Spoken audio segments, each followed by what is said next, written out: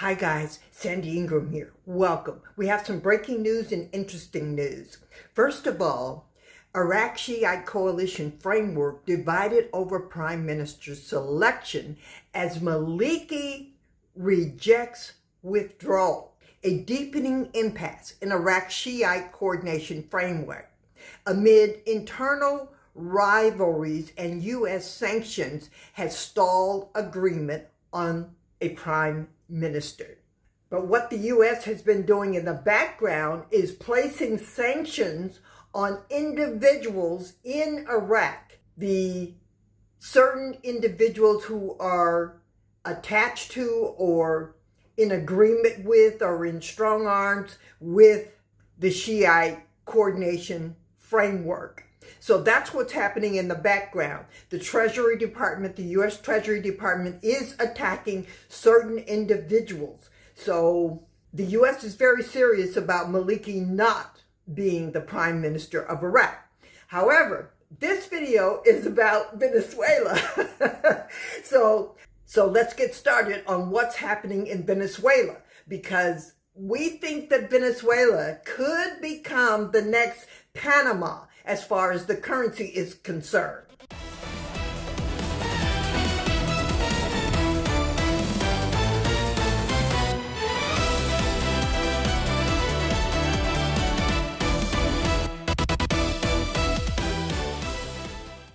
Over the last 2 weeks, Venezuelan's currency has mostly been stable with a slight weakening.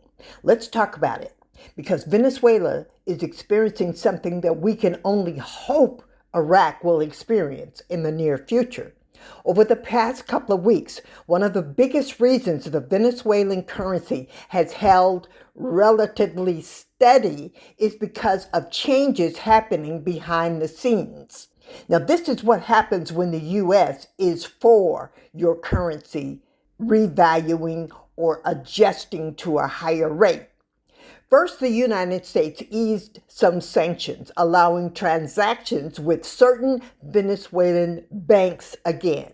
Now, this is important because it gives Venezuela more access to U.S. dollars and helps the country operate more normally in the global financial system. At the same time, the Venezuelan banking system has started reopening to more international activity. Let me say that again. Has started reopening to more international activity, which means banks can handle dollar payments and access money from oil sales more directly. Now, guys, all of this helps to boost confidence in the country's financial future. And this causes investors internationally, global investors, to take a second look at Venezuelan's currency and perhaps invest. The key takeaway here is that the U.S. banks are allowing transactions with Venezuelan banks. We can only hope that the U.S. will allow transactions with the Iraqi dinar. Venezuela has more oil reserves than Iraq. Never, ever forget this. In fact, Venezuela has the largest oil reserves in the world.